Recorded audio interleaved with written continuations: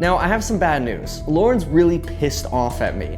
She wants out, and let's just say, I'm freaking out because I have no idea how to solve the design of this. She hates this house. She does not like it at all. And after I showed her the 3D tour of this thing, she hasn't even been here, she's like, can we not buy this house? So this is a problem when she's not on the same page.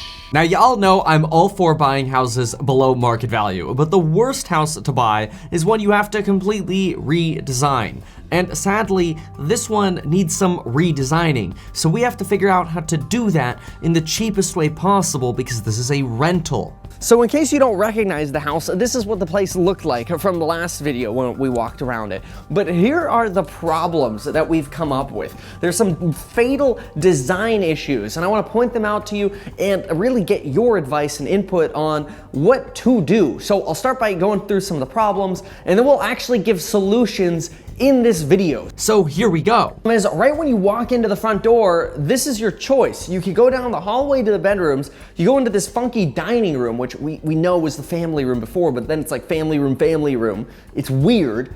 Or you could go over here and, well, you got wall and boob light in old 50s bathroom. So best case scenario would be nice to do something here with this wall. It's a really, really weird floor plan with a lot of problems. You got the step down, you got the funky backyard, you don't have a lot of light back here. You got this weird second entrance into what is this? And, the bedrooms themselves aren't that bad. Like, this side of the house isn't bad, but something to know is this does not actually have a master bathroom. You got this full bath right here, and you got, which services sort of these 3 rooms, and then you got this bedroom on this side, which shares this sort of guest room and 3/4 bath with everybody else. So you kind of look and you go, ugh, no master, a lot of funk, a lot of funk. I think this explains why so many people have been adding on. Now, here are some little crazy things that I was initially thinking. I was initially thinking like, do you turn this little space into an office? Do you try to make this a little bit more open? But that's kind of funky as well. And then I thought, okay, well, we gotta move the refrigerator back in here somehow. Thinking, do you just put it right there? Now, noobs try to solve this alone. Pros bring in help. Meet Lauren. All right, Lauren, so I've got you here at the 3D tour again. Yesterday, we showed you this for the first time. You looked at it, you're like, this is not so good. What were you saying to me? What did you ask if we could do? Yeah, I was hoping that we could cancel because I didn't know that this house had a huge, obnoxious add-on in the very back of it. But the fireplace is, come on, this is beautiful. It's like a focal point. No, exactly. No, I mean, first of all, you have to step down to get into this massively huge add-on. Second, there's a lot of stonework that, it's not just a simple like paint it white or paint it gray. There's so much. It's taking up a ton of the wall space. So it's a statement no matter what you do with it. Yeah. But what about this half wall? Yeah, I literally laughed when I saw that. Like, who thinks of putting that in there? I don't know. That needs Lauren, to go. it's obviously there so you could have your refrigerator room. Right, yeah, so you can be like kind of more private while you're opening your refrigerator. This is how Dexter started. Then you walk into the kitchen here and this space is worthless. This entire space right here, totally not functional. There's an odd amount of space. It's just what's happening over here. That can't be what the original builder intended on, for the floor plan. So I didn't like this whole cluster F of what's going on here. And Did you say cluster F? I was somewhat PC because I said F. Yeah. But now that we're in, we have to solve the problem. We have to do this house, and we have to get to a solution to this. So let's talk a little bit about the solution. Okay. We came up with a 3D Google SketchUp. Who's she? By the way, quick reminder to use that New Year's coupon code for the courses linked down below. Lauren will actually be in the property management and rental renovations course, which is coming out on January 15th. Hope to see all of you there. Now, I want to say that the one reason why I'm okay with this deal is because it was significantly under market price and it's in one of the best areas in town, so that is a huge plus. Stomp it! All right, so Lauren, you came up with some solutions for this floor plan. Can you explain what's going on here? There used to be a door here. There's not a door anymore. Why is that closed? All right, so the first thing that we decided is we are going to close the doorway that originally led into the kitchen area. This will allow us to have a more free-flowing cabinetry going on and no longer having a dead wall on that one side. Okay, so picture this. You walk in and this entire wall is closed, which no big deal because the door kind of opens this way anyway. And realistically, when you're walking in, you're not even looking at this wall over here. You're just kind of going, ooh, you know, going this way. We also pulled the wall back a bit to make it clear as day where you should put your dining table. So these left and right corners don't matter that much. And remember, we're trying to balance function, form, and price. If we had all the money in the world, price wouldn't matter here, but my goal is to spend as little money as possible.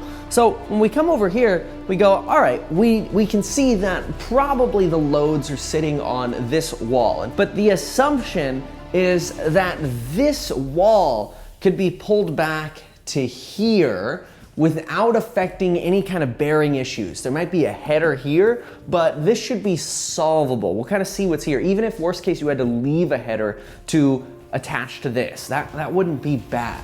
But if you pulled this back a little bit, now when you walk in over here, you're actually gonna see an opening starting about here, which is really going to open up this space. And this is really the space that matters.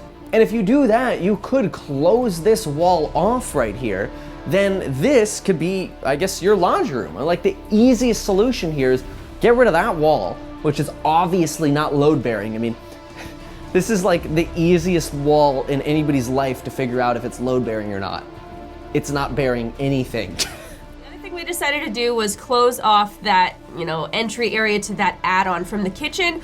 I didn't say a laundry room, that was what he wanted. I think it'd make more sense to actually put the laundry room in the garage and make this a walk-in pantry space. Closed off. You don't like the laundry? Like I even put like uppers here and I put like a countertop for the laundry. It looks beautiful, Kevin, but I just wanted it in the I mean, this garage. is like sparkly white quartz here. Yeah, No? no. Okay, No, so this is a pantry. It makes more sense to have a pantry. All right, fine, pantry. So we got, we closed the door over there, we closed the wall here. This is a pantry, not a laundry room then. You wanted me to pull this wall back.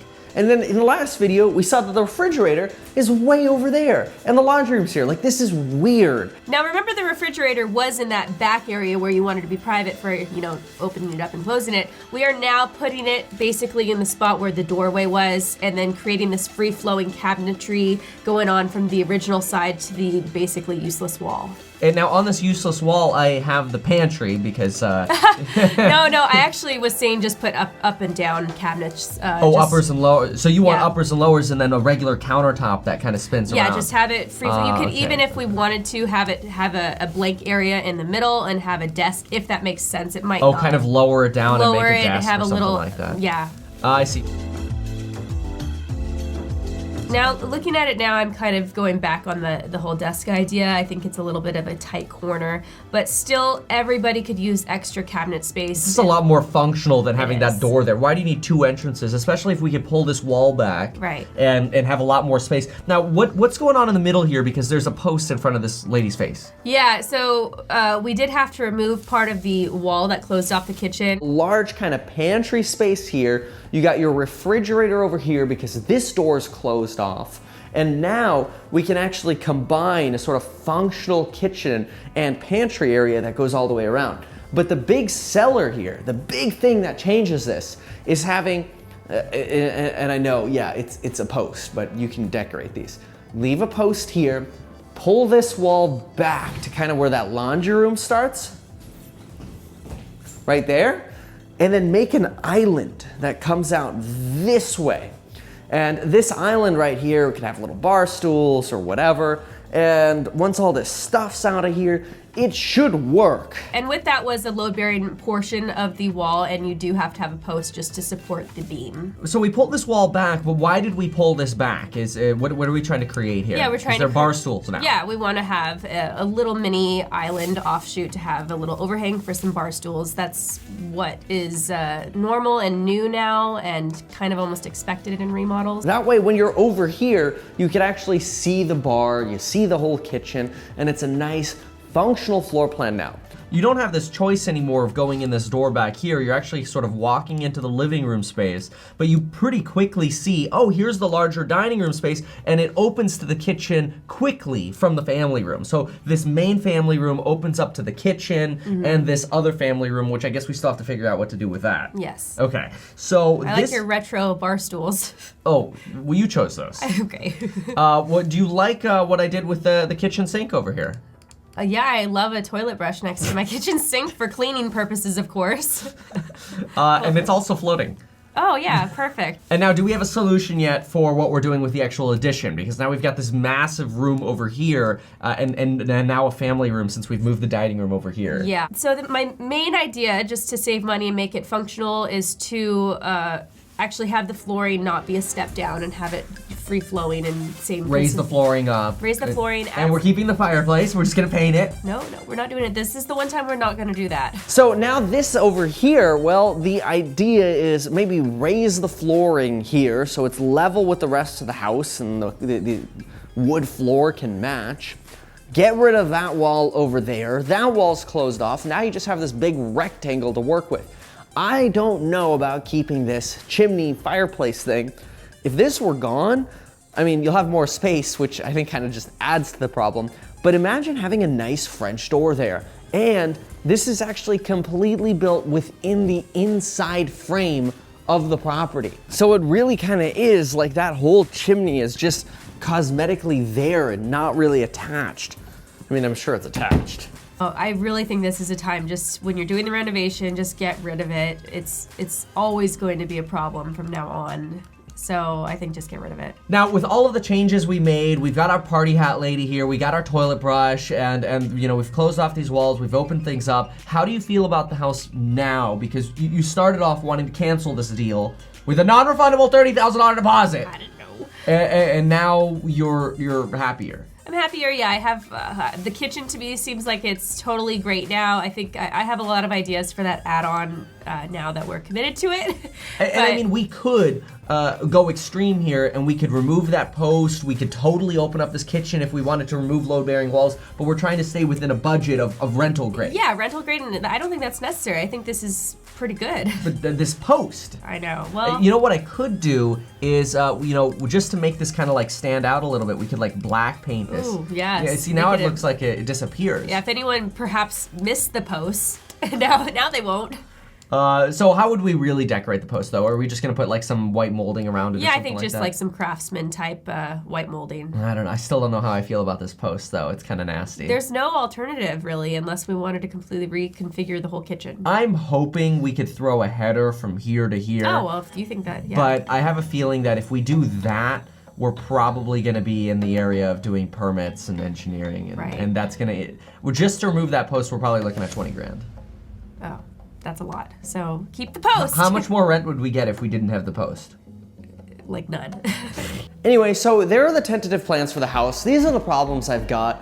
This place, I really do not want to spend a lot of money. I want this to be a real remodel.